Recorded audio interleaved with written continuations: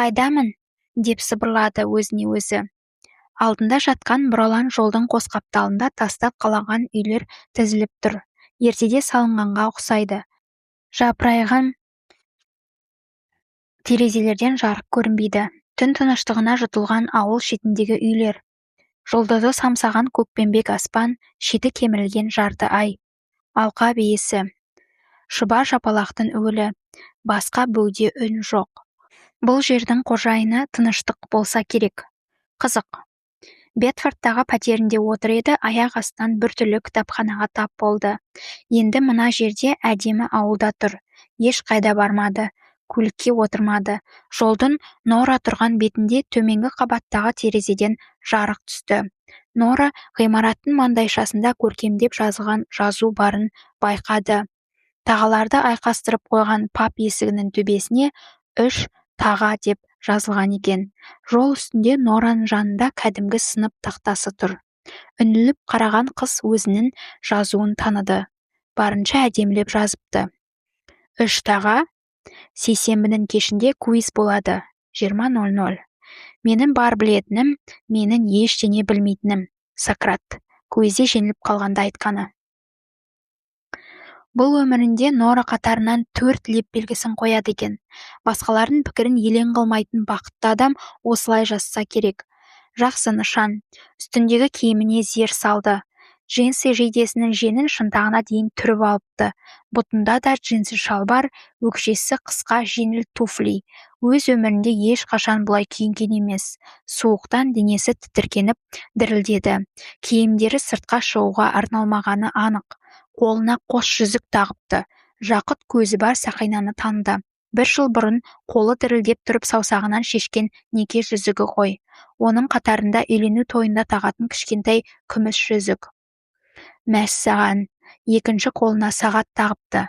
Кәдімгі өмірдегідей цифрлы сағат емес. Рим цифры бар, сүйкімді, жіңішке бауы бар кәдімгі сағат. Түнгі 12-ден 1 минут кетіпті. Не болып жатыр? Бұл өмірде қолы жұмсақ сияқты. Крем жағып жүретін шығар. Тырнағына жылтыратып лак жағыпты. Сол қолындағы мені орнында екенін көргенде көңілі орныққандай болды. Қиыршық тасты сықырлата басып біреу келе жатыр. Нораға қарай бұрылды. Пап терезесінен түскен жарық пен көшедегі жалғыз бағанның шамы алдамаса, ер адам. Қызыл шырайлы, Диккенстікінде едіреген мұрты бар, жылтыр күрте киген еркек. Ет пен сүйектен жаралған Тоби құмырасы тәлтіректеп келе жатқанына қарағанда қызып алса керек. Қайырлы түн тілеймін, Нора. Халық әндерін тыңдауға жұма күні келемін. Дән әнші мықты деді. Бұл өмірде Нора оны жақсы танитынға ұқсайды. Жарайды, әлбетте, жұма күні тамаша отырыс болады. Әйтеуір дауысы өзінікі сияқты. Көшеде көлік болмаса да, әлгі еркек жолдың ар жағына, бер жағына бір қарап алды да, коттедждердің арасындағы жолға түсіп көрінбей кетті. Шынымен осының бәрі болып жатыр. Нораның арманы орындалды. Пап ашқан екен. Дәнмен бірге паптың қожайыны болсам деген тілегі орындалыпты. Адам сеңсіз жайт, деді Нора түнгі далаға дүбірлеп. Сену қиын өте бір түрлі.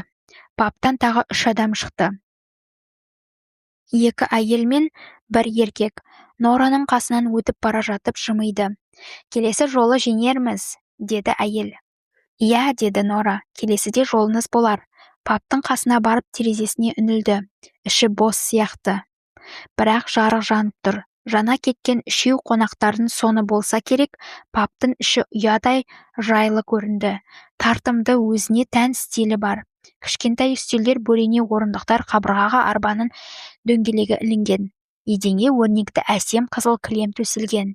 Ағашпен қапталған бар сөресінің арғы жағында сыра құятын шүмектер самсап тұр. Терезеден алыстап папты айналып еді, жүргінші жолы көгалға ұласатын тұтас тақтайша бар екен. Нора ондағы жазуды оқыды. Little Word. Ұқыпты жүргізушілер, қош келдіңіздер. Тақтайшаның орта тұсында кішкентай гербте Оксфордшир графтығының кеңесі деген жазу бар. Арманымыз орындалыпты, деп сыбырлады Нора. Шынымен. Дән екеуі Парижде Сена өзенінің жағасында жүргенде, Сен-Мишель желек жолында макарон жеп отырғанда Дән осындай арманы барын айтқан еді. Париж емес, Англияның ауылында тұрсақ деді. Оксфордшир графтығында паб ашқысы келеді екен. Нораның анасы бұрын обырға шалдығып, жазылған осы жолы ісік қайта пайда болды. Лимфа түйіндеріне жайылып, денесі жалмап бара жатты. Дән Нораға ілесіп Лондоннан Бетфордқа көшіп келді. Пап туралы арманды кейінге қалдырды. Анасы бұлардың шаңырақ көтеруге келіскенін білді. Үйлену тойын көріп кетем деп дәмеленді, бірақ ажал оған қаратпады. Тойға 4 ай қалғанда алып кетті. Бәлкім сол арманы осы шығар. Нора мен Дәннің қиялындағы тамаша өмір. Өмірінде бірінші рет жолы болған шығар. Нора күлімсіреді. Қайтадан жолға түсіп, қиыршық тас төселген кіреберістен өтіп, бағана жабағы мұртты жігіт шыққан бүйір есіктен ішке кірді. Терең тыныстап, табалдырықты аттады. Паптың іші жып-жылы. Тыныш. Дәлізге ұқсайтын шағын бөлме екен. Еденге терракота плиталар төселген. Қабырғаның төменгі жағына ағаш панельмен қаптап, үстіңгі жағына шынар ағашын жапырағына ұқсас тұсқағаз жапсырған. Нора кішкентай дәлізден өтіп, жаңа терезеден қараған негізгі бөлмеге кіріп келді. Аяқ астынан шыға келген мысықты көріп, шошып кетті. Шоколад түстес арық, кербес Бирма мысығы пырылдап кеп сүйкенді. Нора еңкейіп басын сипады да, қарғыбауға ілінген түймедегі жазуды оқыды. Вольтер. Басқа мысық болса да атауы бірдей. Бетфордтағы жирен Вольтерге ұқсамайды. Мына мысық Нораның жан жарасын емдей қоймас. Мысық аяғына сүйкеніп пырылдады. Сәлем, нөмір 2 Вольтс, бақытты көрінесің. Екеуміз де бақыттымыз ба?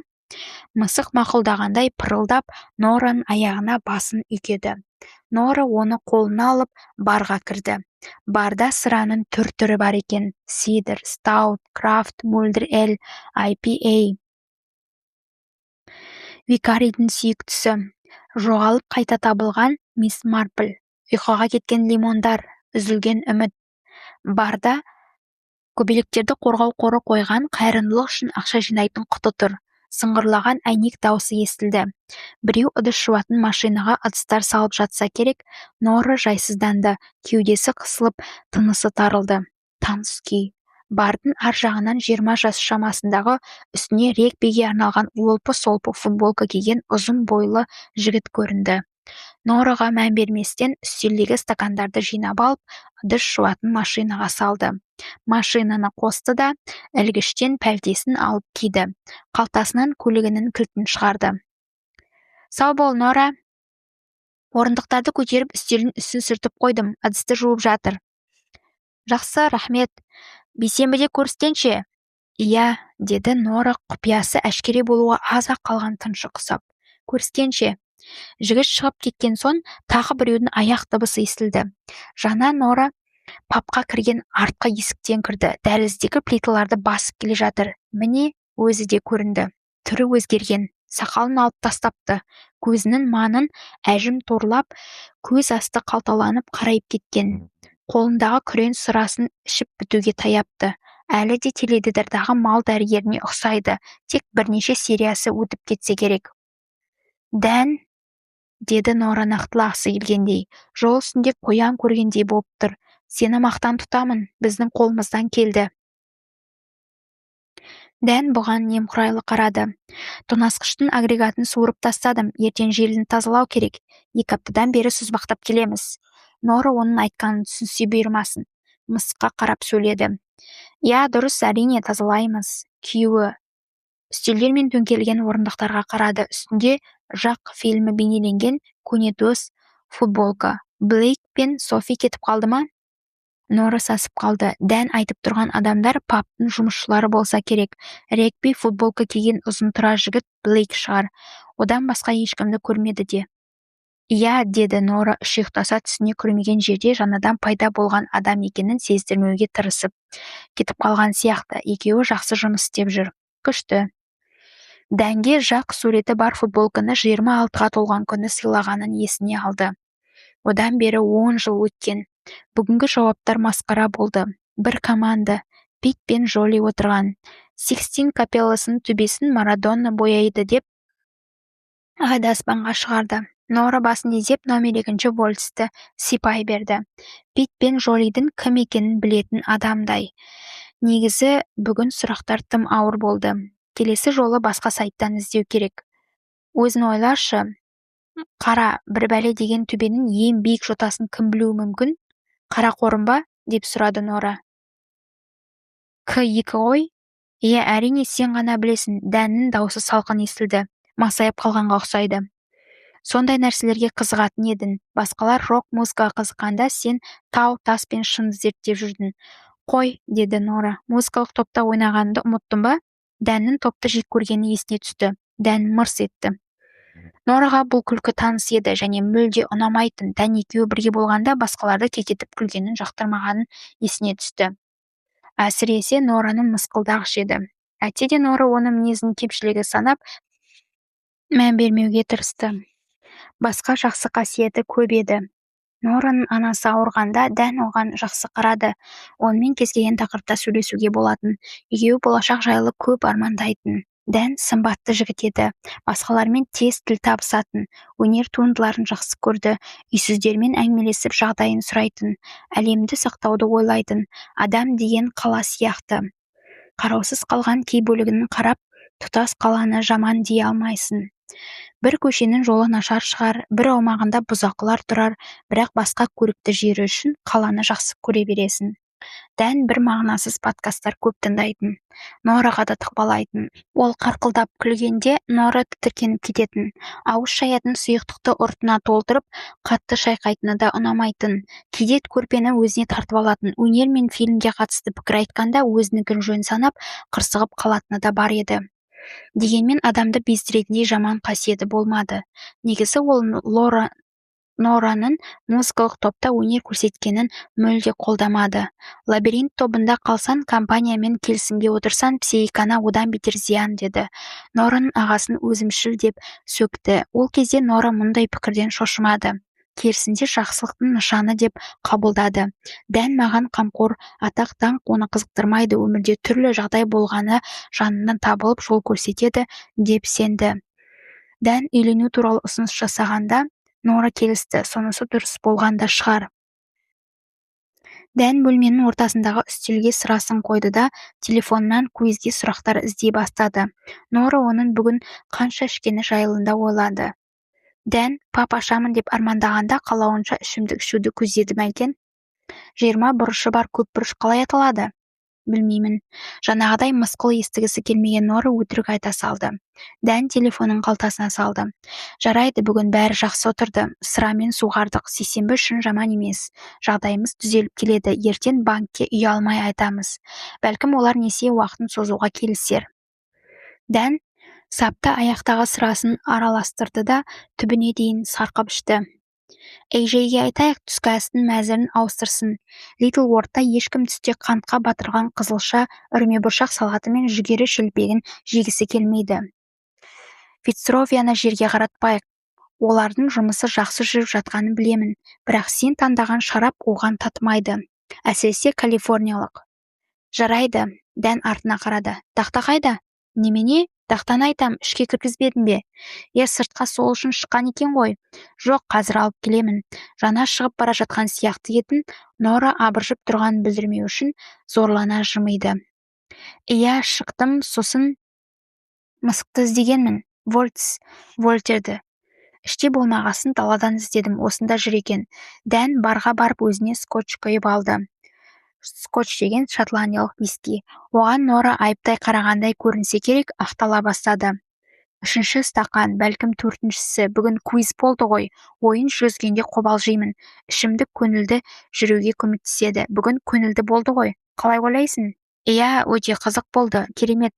Кенет Дәннің жүзі салқын тарта қалды. Эринмен сөйлескеніңді көрдім. Оған не дедің? Нора сасып қалды. Ештеңе, әдеттегідей әңгіме дүкен құрдық. Эринді білесің ғой? Әдеттегідей, бұрын онымен сөйлескеніңді көрмеппін. Енді адам болғасын шеркелесесің ғой, Эрин ғана емес, жалпы адамдарды айтам. Анау-мынау әңгіме.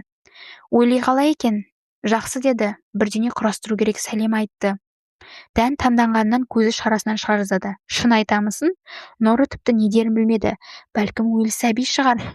Әлде комада жатқан науқас па екен? Кешір, ол ештеңе демеді, ойланбай айта салдым.